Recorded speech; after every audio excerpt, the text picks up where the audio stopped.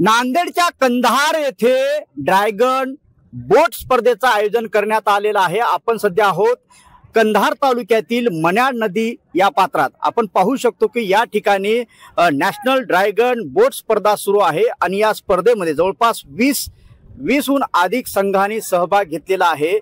मुळात पाहिलं तर ही स्पर्धा जे आहे ते पहिल्यांदाच या नांदेड जिल्ह्यात पार पडत आहे। मोठ्या प्रमाणात या स्पर्धेला या ठिकाणी प्रतिसाद मिळताना दिसतोय। भारतभराहून अधिक संघ या ठिकाणी सहभागी झालेले आहेत। आपल्यासोबत या स्पर्धेचे आयोजक दिनेश मुंडे आहेत। आपण त्यांच्याशी बातचीत करूयात। काय सांगाल, ही स्पर्धा या ठिकाणी ठेवण्याचा उद्देश काय होता आणि काय या स्पर्धेमध्ये किती संघ सहभागी झालेले आहेत? या स्पर्धेमध्ये 20 पेक्षा अधिक संघ सहभागी झालेले आहेत। ही 12वी राष्ट्रीय ड्रॅगन बोट राज्य अजिंक्यपद स्पर्धा जम्मू काश्मीर पासून मणिपूर पर्यंतचे संघ जवळपास पूर्ण भारतभरातून संघ सहभागी झालेले आहेत।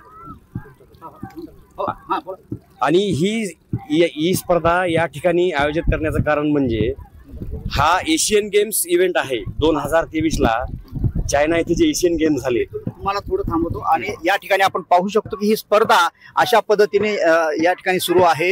या स्पर्धेमध्ये महिला संघ देखील उत्स्फूर्तपणे सहभागी होताना दिसत आहेत आणि आपण पाहू शकतो की हा जो केसरी कलरचा ड्रेस घातलेला आहे तो महाराष्ट्राचा संघ आहे।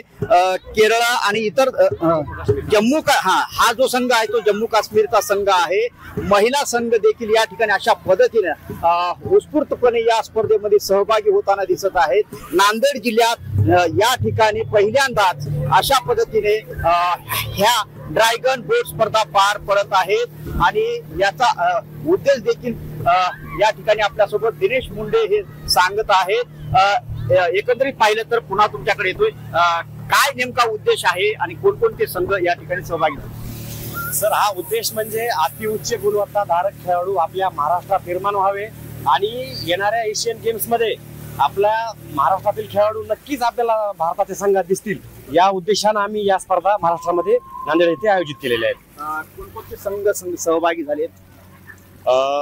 आयोजक म्हणून महाराष्ट्राचा संघ आहेच। महाराष्ट्र, जम्मू काश्मीर, केरळ, उत्तर प्रदेश, बिहार, झारखंड, मणिपूर, तसेच आता सर्वांची नावं घेणं शक्य होणार नाही, पण 20 पेक्षा अधिक राज्याचे संघ या ठिकाणी सहभागी झालेले आहेत। निश्चितच या ठिकाणी ही स्पर्धा पार पडत आहे आणि या स्पर्धेच्या माध्यमातून एक ऊर्जा खेळाडूंना नक्कीच मिळणार असा संकल्प या स्पर्धेचे आयोजक दिनेश मुंडे यांनी व्यक्त केलेला आहे। संजय सूर्यवंशी, साम टीव्ही न्यूज, कंधार, नांदेड। देश विदेशातील प्रत्येक घडामोडींचे लाईव्ह अपडेट मिळवण्यासाठी आता साम टीव्हीच्या सर्व सोशल मीडिया प्लॅटफॉर्मला लाईक, फॉलो आणि सबस्क्राईब करा।